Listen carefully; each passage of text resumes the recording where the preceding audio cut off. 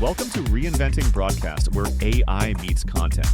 Here we have a bonus episode for you. Let's dive in. Welcome to the deep dive.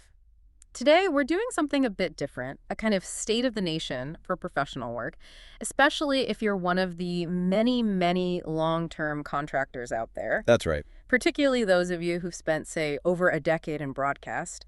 It feels like, well, the ground is shifting quite dramatically, doesn't it? It really does. There are these huge economic and regulatory pressures creating some serious challenges. Exactly. So that's what we want to unpack today. Yeah, our mission, if you like, is to get under the skin of those pressures in broadcast, be really honest about the climate. But not just dwell on the negative. No, absolutely not. Then we pivot. We look at this, frankly, explosive growth area, AI consulting. Right, looking for potential pathways, maybe some surprising opportunities. Precisely. We want to offer a balanced view, and we've got a stack of really current sources to guide us: reports from PACT, Accounting WA, Scantech, Future Market Insights, Consultancy.org, McKinsey. Pretty much hot off the press, 2024, 2025. Exactly. So quite up to date. Okay, let's dive in then. Section 1. The UK TV production sector. This used to feel like such a solid bedrock, didn't it? It really did. A powerhouse of creativity, a massive employer. But the latest numbers, these are from the PACT Census 2024, published back in September 24. They're quite sobering. Yeah, they show UK television production revenues fell quite sharply in 2023. By nearly 400 million. That's it. An 8.4% drop down to $3.61 billion. And that's not just a number, is it? It's driven by real things. Oh, absolutely. Smaller commissioning budgets, for one. Yeah. Then there's the downturn in the advertising market, which always hits hard. And on top of that, rising UK inflation just making everything more expensive. It's a classic perfect storm, really. Tough market conditions all around. The PACT census you mentioned, it digs deeper into that commissioning dip. It does. It points to a 10.2% fall in total UK commissioning revenues compared to 2022. Okay. And the really striking bit, Yeah. a huge 35.4% drop specifically in revenues from multi-channel commissions. Wow, 35%. So less money coming from those big players. Exactly. And that has a very real human cost, of course. Job losses, reduced hours. I saw a Beck2 survey mentioned, I think, in The Guardian last September. Yes, in that Survive to 2025 piece. Really sobering stuff. What did it say? Over half, 50% of freelancers reported they weren't currently working. Half. That's incredible. And maybe even more worrying, 38% said they were planning to leave the sector completely in the next 5 years. That's a huge brain drain. All that experience just walking away. It's a massive talent hemorrhage. It's bound to reshape the industry fundamentally. So frustrating for people who've built careers there. And on top of these market pressures, there's the regulatory side. Ah, yes. The long shadow, as you called it. IR35, off-payroll working rules, they keep coming up. They do. And according to an Accounting WEB piece by Dave Chaplin, this was from May 2025, HMRC's application of these rules is, well, he argues it's actively destabilizing the sector. Destabilizing, strong word. Is there an example? Yes. The article mentions ITV cutting 200 daytime staff roles. But also, ITV is facing a potential tax bill, maybe $61 million. 61 million. Related to how they've used freelance contractors since 2016. So the money isn't going into making programs? It's being diverted into compliance, potentially litigation. Not ideal for creativity or jobs. And what's the core issue with IR35 for the contractor themselves, the person doing the work? Well, as that Accounting W article puts it, you're often deemed an employee for tax purposes. Right. So you pay tax like an employee. Right. But you get none of the actual benefits or protections. No job security, no pension contributions from the employer, no holiday pay, no sick pay. So all the tax burden, none of the safety net. Exactly. It's been described as the worst of all worlds for many contractors. It pushes people out. It fuels that brain drain we were talking about. People understandably look elsewhere for, well, fairer or clearer conditions. Precisely. Okay, that sounds frankly quite bleak for contractors in broadcast. Is there any light at the end of the tunnel on this IR35 front? Any changes? Well, there is actually a potential glimmer of relief. Some recent changes to company size thresholds. Company size thresholds, how does that help? Okay, so according to Scantech, they published a piece in March 2025 about this for financial year, starting on or after April 6, 2025. So this year? This year, yes. The definition of a small company is changing. The turnover threshold, for example, goes up from 10.2 million to 15 million pounds. Right. And why does that matter for IR35? Because genuinely small companies are exempt from the off-payroll working rules. The responsibility for determining IR35 status stays with the contractor, not the client company. Ah, so if more companies now qualify as small. Then for contracts with those specific companies, the freelancer gets back that control and responsibility for deciding their status. It could open things up again, reduce the burden on those clients. How many companies are we talking about? The estimate is around 13,000 medium-sized companies might now fall into the small category. 13,000. That's not insignificant. Not at all. It reduces the compliance headache for those businesses, potentially making them more willing to engage freelancers directly again. So more flexibility, maybe more opportunities for self-employed work in certain areas? Potentially, yes. Now, we should be realistic. Contractor Calculator, in their UK Contracting 2025 Outlook, also from March 25, points out the Treasury still sees IR35 as bringing in 1.8 billion towers a year. So it's unlikely to be scrapped entirely. Labor probably wouldn't repeal it. Seems unlikely based on that analysis. But interestingly, they also note HMRC might be taking a less aggressive stance on the newer off-payroll rules if firms can show they have good processes in place. Okay, so demonstrating compliance and good practice is still key, but maybe less of a blunt instrument approach from HMRC if you do. That seems to be the hope. It's perhaps cautious optimism, some relief, but not a complete reversal. Right. Okay, let's completely change tack now. Because while broadcast faces this, well, perfect storm, there's another sector just going absolutely stratospheric. Yes. If you're wondering where the growth is, this is it. AI consulting. The numbers here are just mind-boggling. We looked at Future Market Insights, FMI. Their report covers 2025 to 2035, published just this June. And the projections are huge. Global AI consulting services market. Starting at around, what, USD 11 billion in 2025? 11 billion, yeah. But projected to reach nearly USD 91 billion by 2035. 91 billion. That's a compound annual growth rate, CAGR, of 26.2%. 26% growth year on year for a decade. It's phenomenal. It's not just a trend. It's more like a gold rush for anyone with the right expertise. So what exactly does AI consulting involve? It sounds quite broad. It is broad. It's driven by, obviously, more and more companies adopting AI, but also the sheer complexity of doing it right, and this whole push for digital transformation. So it's not just techie stuff? No, not at all. It covers everything from high-level AI strategy development, helping companies figure out what to do with AI, through to technology assessment, actually building machine learning models, integrating systems, and then crucial support after deployment. And which industries are jumping on this? Pretty much all of them. Finance, healthcare, retail, manufacturing, telecoms. They're all using AI consultants to help optimize what they do, find efficiencies, gain a competitive edge. And are there specific challenges driving this demand for consultants, things companies struggle with? Definitely. Things like data governance, how you manage and use data responsibly.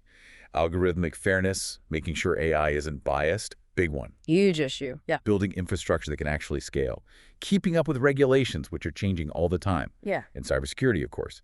AI introduces new risks. So companies need help navigating all that complexity. Exactly. And consultancy.org had an interesting piece on this back in January 25. Oh, yeah. What did they find? They found 86% of companies buying consulting services are actively looking for AI to be incorporated. And get this, 66%, two-thirds, said they'd actually stop working with consulting firms that don't use AI. That's a massive shift. Adapt or get left behind, basically. Pretty much. The pressure is immense. Are there specific bits of the market growing fastest? Yeah, the FMI report breaks it down. Large enterprises are adopting fastest. Their spending is growing at nearly 28% CAGR. Okay. And in terms of industries, finance and banking is the biggest slice right now, about 22% market share this year. Think fraud detection, customer service bots. Makes sense. But government investment is also a huge driver globally. The U.S. put aside, what, $2.8 billion in 2024 for AI transformations? China wants AI in 70% of its big companies by 2030. So it's private sector and public sector pushing this forward. Absolutely. It's a global strategic priority. And it's changing consulting itself, isn't it? Not just what they consult on, but how they work. Totally. That consultancy.org article mentioned how traditional consulting can be quite opinion-led, maybe slow. Right, relying on the expert's experience. Exactly. But AI lets consultants process vast amounts of data, find insights much faster, automate the grunt work, deliver value quicker. Like that IBM example, giving their consultants AI tools. Yeah, IBM Consulting Advantage, supercharging 160,000 consultants. It's about augmenting human expertise, making them more effective. But there must be a catch. If demand is exploding, is there enough supply of people who can actually do this stuff? Ah, you've hit the nail on the head. That's the critical challenge. The FMI report explicitly calls out a significant skills shortage. Not enough AI experts. Not nearly enough. Across the board, machine learning, natural language processing, AI governance, which is becoming crucial. So companies want to implement AI, but they can't find the people. Often, yes, or they can't implement it effectively, which is why they turn to AI consulting firms. But even those firms must struggle to hire. They do. Demand just outstrips supply right now. And reskilling existing staff takes time, costs money. Which creates an opportunity. Exactly. A huge opportunity for people willing and able to adapt and learn these new skills.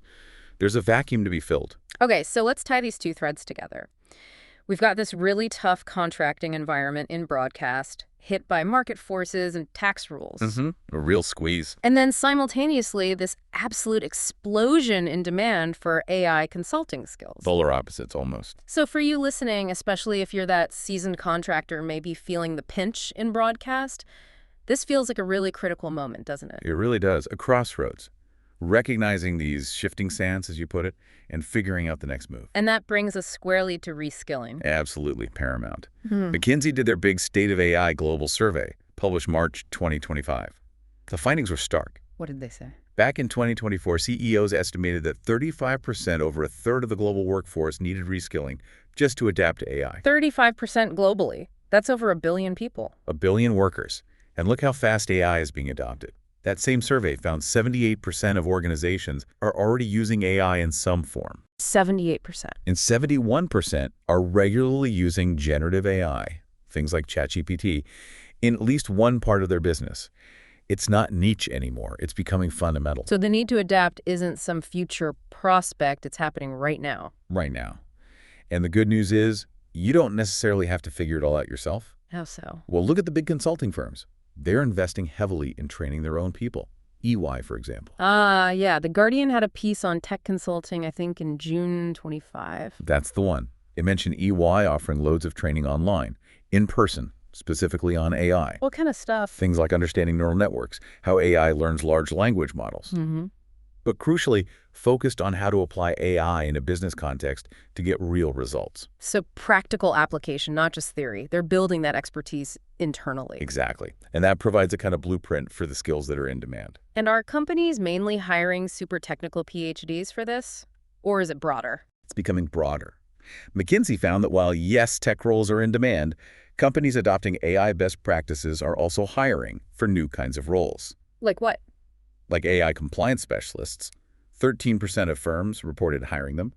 AI ethics specialists, 6% hired those. Ethics and compliance, so not just coding. Not just coding at all. It shows the field is maturing. It needs strategic thinkers, people who understand risk, governance, project management, skills many experienced professionals already have. That's really interesting. What about the fear that AI just means job cuts? McKinsey looked at that. They did. And while larger organizations are more likely to reduce headcount through AI automation, the time saved isn't only leading to job losses. Often it's being reinvested. People are spending time on totally new activities or on tasks AI can't do yet. So it's more a transformation of roles, creating new kinds of work rather than just elimination. That seems to be the trend, yes. Yeah. A shift in what constitutes valuable work. Which brings us back to that core opportunity in AI consulting, especially for someone coming from, say, broadcast. Exactly. It's really crucial to understand this. AI consulting isn't just about being a hardcore coder or data scientist. That FMI report stressed this too, didn't it? Yes. It's fundamentally about strategy, management, IT consulting skills, guiding businesses through these massive, complex digital shifts. Helping them optimize, sort out data governance, ensure fairness, manage cybersecurity. All those critical areas. And that's where skills honed over years in another complex industry like broadcast, problem solving, strategic thinking, managing difficult projects, understanding client needs under pressure. The skills you definitely develop in broadcast. Absolutely. Those skills are incredibly transferable and valuable. They complement the new technical knowledge. You don't necessarily need to become a deep AI engineer, but you can become someone who helps businesses use AI effectively. Okay, so wrapping this up, where does this leave you, our listener? We've painted this picture, a really tough climate for many long-term broadcast contractors. That mix of the economic slump and tricky regulations like IR35. Even with those small threshold adjustments, the pressure is still there. Definitely. But then on the flip side, this incredible, almost unprecedented boom in AI consulting driven by genuine need across all sectors. A massive shift in where that demand for flexible, expert, project-based work is heading. That survive to 2025 feeling in parts of broadcast. Maybe it gives way to a thrive through AI possibility elsewhere. It could well do. The landscape is undeniably changing. So the final thought, the question for you to take away is this. In this world being rewired by tech and regulation, how are you going to play it? How will you leverage that hard-won expertise you already have? Perhaps embrace some new skills to navigate these choppy waters and maybe, just maybe, catch this huge wave of opportunity that's building on the AI horizon. Thanks for listening to Reinventing Broadcast. Subscribe for more on AI content and the future of media. And visit Ancast.tv for more info on Ben himself, the resources, other content, and news.